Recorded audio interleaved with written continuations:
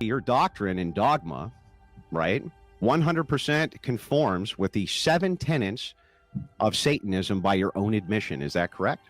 Yes. So Andrew Wilson has a debate with the LGBTQ pastor Brandon Robertson, and it absolutely goes crazy. Can we clarify a few terms before we dive into the debate? Just kind of get a few things clarified. I was going through, you have a multitude of videos, and I kind of went over the positions, and I just want to make sure that this is correct. Essentially, you believe that people should strive to act with compassion, empathy towards everybody and kind of all creatures which exist, right? Yes. Okay. That there is a struggle, an ongoing struggle for justice, and that that needs to prevail, right? Including if it needs to prevail over the law, which Jesus Christ himself did, right? Yeah. Okay. One's body is their own, and it's not subject to somebody else, right? And their will. I would talk about God having some authority and ownership of that too, but yes. Okay. Freedoms for people should be respected, and you should not in any way unjustly encroach upon other people's freedoms. Sure. Okay. Belief should conform to one's best scientific and psychological understanding of the world, and one should take care not to distort scientific facts. Yes. Okay. And people are fallible. They make mistakes, and you should do your best to rectify those mistakes. Is that correct? Yes. Okay. Now, real quick, I just wanted to show you, I'm going to share my screen here real quick. Jake, can you pull that up for me? Yeah. Can you read the title of that? Shoot. 7 fundamental tenets. Yes. The 7 fundamental tenets. Yeah. Now, let me scroll down briefly. I know where this is from. And can you read that? What does that say? Yeah, the Satanic Temple. Of the Satanic Temple. Oh, wow. So essentially they believe in the same thing as the Satanic Temple. Your doctrine and dogma, right, 100% conforms with the 7 tenets of Satanism by your own admission. Is that correct? Yes, but if you know about the Satanic Temple, they're actually an atheistic organization that does not believe in Satan or God. So if you believe in the same thing as atheists believe in, then that doesn't seem very logical. It seems against Christianity. If you still want to believe in Jesus, you should follow actually what Jesus tells you to believe in. Those viewpoints are very similar to what the enemy Satan would want you to believe in. We're going to live for ourselves. We're not going to live for anyone else. We're going to have pride, be our own God essentially, and do our own thing. We don't have to live for anyone else except for ourselves. Apologize for that. Anyway, go ahead. No, I was just saying the Satanic Temple, if anybody knows, is an atheistic movement that does not believe in Satan or God. So it's an interesting thing to try to bring up, to try to align it with Satan, but there's no biblical basis that those are Satan's values, and the movement itself doesn't believe in Satan or God. Correct. It's a secular organization, right?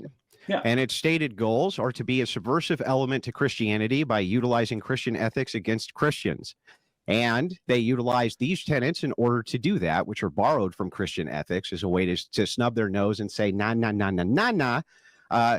We got you, Christians. And you agree with every single tenet of the Satanic Doctrine, the secular subversive organization, which is there specifically to destroy Christianity. Is that not correct, sir? That's not correct, actually. I'm good friends with a Satanist who belongs to the Satanic Temple, and his goal and their goal is not to subvert Christianity. It's to subvert conservative Christianity, Christian nationalism, the kind that I do think that you probably represent. So Christian nationalism did not even exist at the time of LaVeyan Satanism. It wasn't even a thing. And the modern Satanic Temple, which took its lead from LaVeyan Satanism's 10 tenets for the now 7, right, also existed before there was a Christian nationalist movement at all, in order to remove the 10 Commandments from any type of public area, in order to remove any type of public prayer from schools, things like this.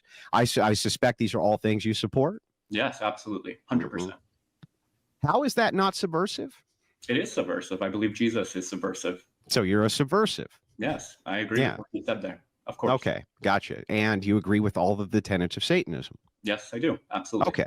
So now that we have some of that clarified. That's so crazy to think about a pastor saying that. Like, even if he's saying, I'm a LGBTQ pastor and I'm all for, homosexuality, same-sex marriages is not a sin and everything else. For him to be like, yeah, I also believe in Satanism and I essentially have the same doctrine as them. There's so many red flags there. And I don't even agree with a lot of things Andrew Wilson says. He rubs me the wrong way sometimes too. Can we just move on to a couple of basic questions that I have for you? Yeah. You converted to Christianity when you were 22. No, 12. 12. I'm sorry. I read here that you made your final conversion or acceptance at 22. Is that right? When you were an adult? Or No. okay, what did I get wrong? The few things like the log cabin Republican thing is also interesting and incorrect. But I became a Christian at the age of 12 in a fundamentalist Baptist church and ended up in an evangelical church, then went off to Moody Bible Institute to become a pastor and graduated there when I was 21. And so I see. Yeah. Maybe that's where I conflated the two, is you graduated there when you were 21. Yeah. And you now serve as a pastor in pastoral duties, correct? Absolutely. I have a direct question for you. You may find it offensive, but I would like to have it answered. Have you engaged in group sex with men since you've been a pastor? No. Never? No. Do you condone group sex with men? No, I would not say that's general sexual ethic that I would endorse. Why? Wait, why is he saying group sex? What about just same sex? I got to watch it live. Oh, wow. Believe that sex is best consensually, lovingly between usually two people. But I also, and I write about this extensively at the end of my new book, that my version of sexual ethics isn't about rules. So you're going to be hard pressed to get me to come down firmly and say something is right or wrong objectively in all situations. Then why not engage in group sex? Because that's not what I want to do. Yeah, I know. But if somebody does want to do it, why wouldn't you condone it? I think that if your values are centered on love, consent, and adult relationships, then anything can be a healthy expression and anything can be an unhealthy expression. Okay, so then you would, if somebody came to you and said, well, there's 4 of us men and we all want to get married to each other. Yes. You would marry all of them together, correct? Yeah. You couldn't have an objection to that, right? No. Okay, but there is some fundamental things that are inherently not good for you and are inherently bad. And that's where this becomes dangerous, I would say, to say, I don't know, it might be, or it might not be. Polyamory. And so if they all went home that night and had a big gay orgy, you would not. An orgy if they're married. I wouldn't say that. Yeah, okay. You wouldn't condemn it, right? No. It's not an orgy. Yeah, so you would condone it, you would marry it. So you do condone this activity. Sure. Okay, now.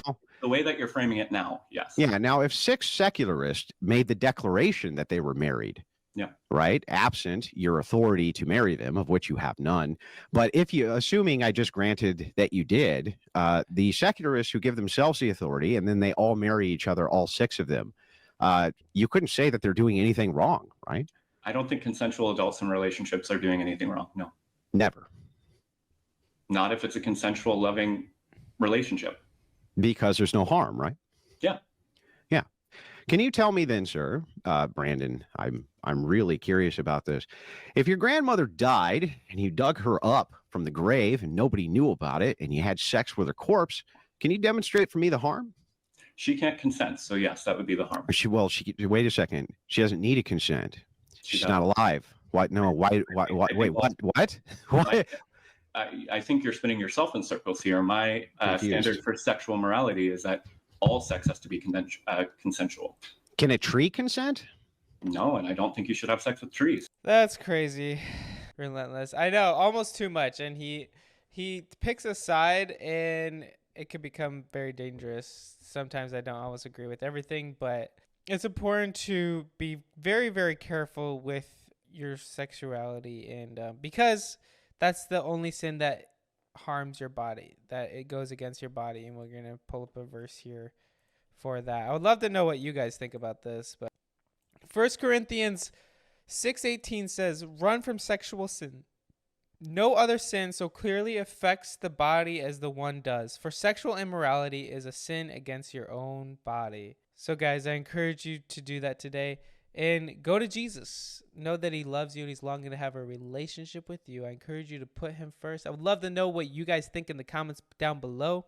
Also, guys, I have a Patreon. If you're interested in supporting me in any other way, I will put that in the description for you.